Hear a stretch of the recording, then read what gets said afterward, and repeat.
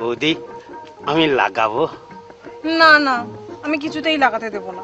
আরে অসুবিধা কোথায় আর সমস্যা কোথায়?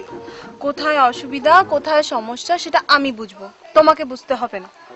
বৌদি বৃথায় রাগ করছো, ব্যাপার তো সামান্য, বুঝতেই পারবে না। সামান্যই হোক আর অসামান্যই হোক, হবে না মানে হবে না। আরে দরকার হয় টাকা পয়সা দেব। টাকা দাও আর পয়সা দাও, আমি লাগাতে দেব না। আরে এত চিৎকার করছে কেন? আরে লাগবে তো সামান্য, বুঝতেই পারবেন না। বুঝতে পারি আর না পারি, লাগাতে দেব না মানে দেব না। বৌদি কত আশা করে এসেছিলাম, নিরাশ করে দিলে। তোমরা তো আলছাল, কত বড় বড় নেতা মাফিয়া, এমনকি আমার বড় এসেছিল, তাকেও লাগাতে দিইনি। হ্যাঁ, দাদাকে লাগাতে দাওনি? কেন দাওনি বৌদি?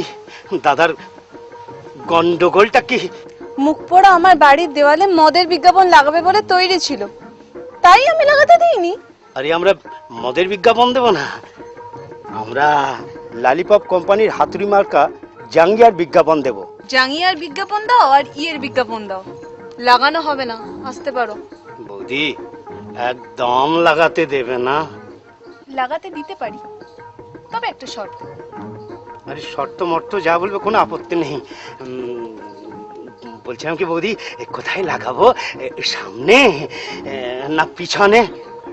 সামনে হবে না, বাড়ির পিছনের দেওয়ালে লাগাতে পারো, লিখে দিও বিজ্ঞাপন লাগানো নিষেধ, নো স্টিক বিল, দরজায় দেব খিল।